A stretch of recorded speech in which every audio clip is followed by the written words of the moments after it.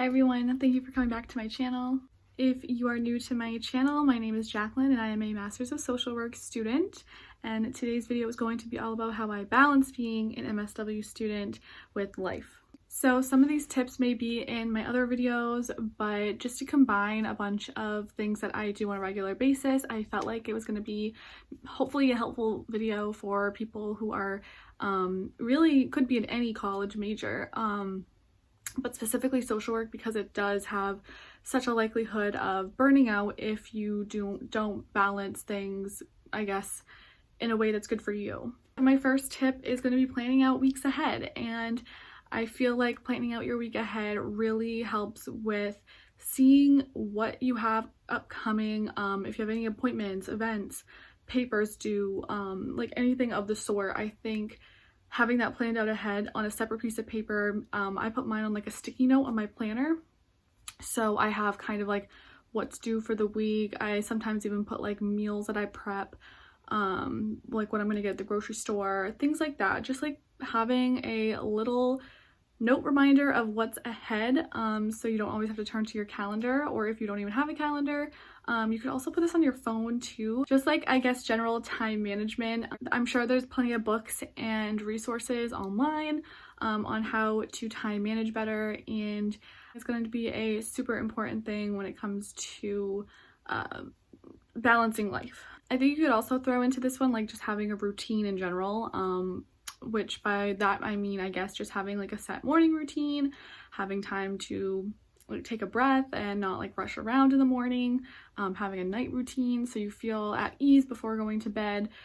Just time managing little things like that I think is helpful for me. My second one would be to see your support system, whether that is in your school or your college or your therapy or your friends and family. Utilize those support systems for sure. I know for me, just having like a Friday night with one of my friends, just hanging out, drinking a glass of wine, or just going out on the weekend with my fiance for a date night, like having those times to de-stress I think is super important, and it's part of my self-care for sure. So within this, I would say don't be afraid to ask for help. If you have a significant other or a family member or best friend that can read over your papers for you after you're done, just to give it a look over. If you just need to ask for help or just need to ask for, hey, can I have like a couple hours of your time, go out to lunch, I really need to relax right now. I think like having those type of people around is like crucial to a balanced lifestyle. My third tip is probably my favorite because I have really been practicing this a lot. In the last, I guess, like few years, even in my MSW program, I got a lot into like, I guess I could say minimalism, but I'm not really a minimalist. I'd say just like narrowing things down and simplifying, I guess, if I could put it into a term. Just like simplifying my lifestyle and cutting out things that are going to make it more stressful. For example, I have one binder. I have 5 classes, but I put everything into one binder. It's in one place. And that has significantly helped with making me feel like I'm not so overwhelmed with work and classes. So definitely recommend that tip for sure. I have a whole video that I will link on how I fit 5 classes into my binder. Also, having like a uniform.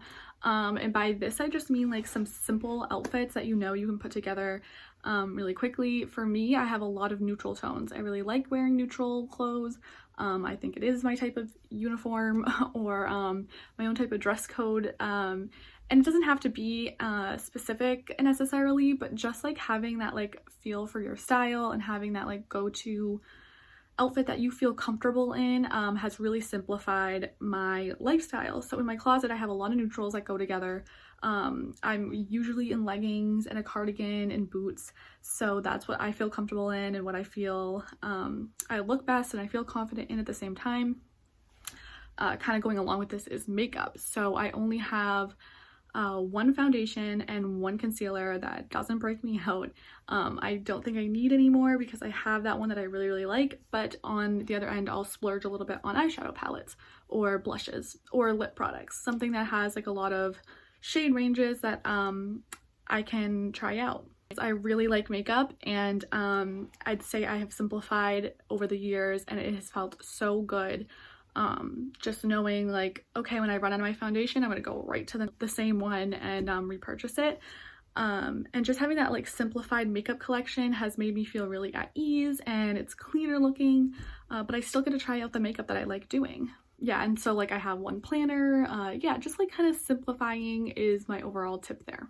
Prepping healthy food ahead of time, that I think is critical in simplifying my life.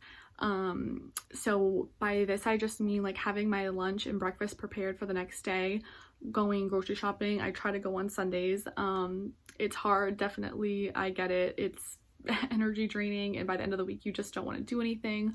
And I've had those weeks where I've just like went and got fast food or whatever it is for lunch because I didn't pack it, and I end up spending so much more money and not even feeling great after. So I really tried to prep food ahead of time, even if it's just snacks. I have prepped snacks ahead of time, and that way I can just kind of munch on them throughout the day or whatever it is. That has been definitely a simplifier in my life.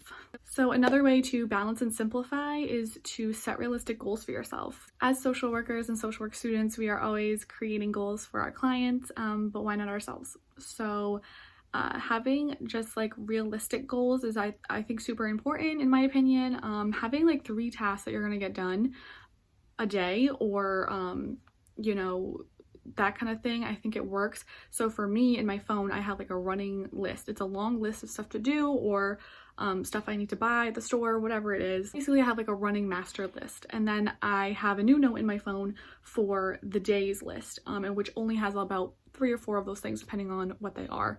So if I know that I am right across from the grocery store after class, I'll put grocery shopping on my list.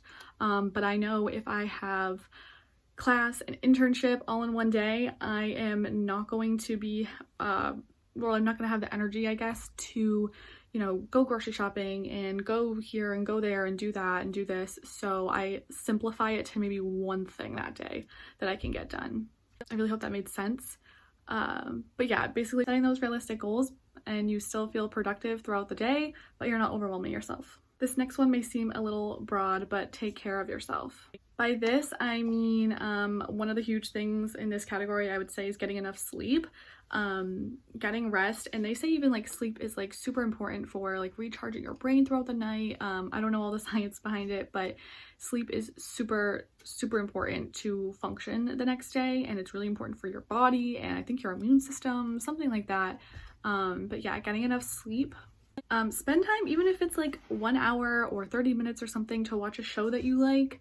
I find that getting really enthralled into the show that I'm watching is a mindfulness activity almost for me, because I'm not thinking of stuff that's stressing me out. I'm just focusing on the show.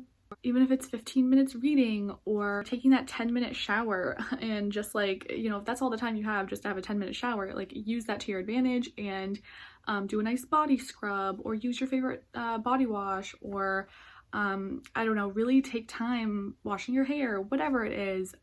Just like kind of taking advantage of the time you do have and the activities and tasks that you would do during the day to be mindful, I guess, in it. So my final tip is don't overwork, and I know that is easier said than done for sure, but I've put some tips in place for myself that I find is super helpful in preventing me from burning out and overworking throughout my day. My biggest tip of that nature is stopping working at 7 p.m. So whether that is work for my internship, schoolwork, whatever it is, planning, I am stopping at 7 p.m. and I am watching my TV show, and I'm spending time with my fiance, and maybe I'll have a little ice cream or something like that, really eat my dinner, whatever it is. And then I have found this has made such a huge difference in my sleep.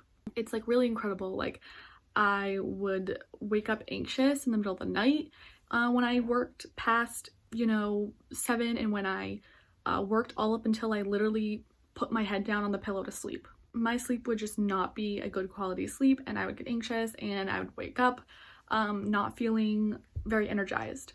But now I stop at 7 p.m. and it feels amazing. So yes, overall my mind isn't going like a million miles a minute. I don't feel like there's 20 tabs open. I close out all those metaphorical mind tabs. So yeah, things like that, like find what works for you. So I hope you find simplicity and balance in your internship and classes and life overall. Please subscribe for more content.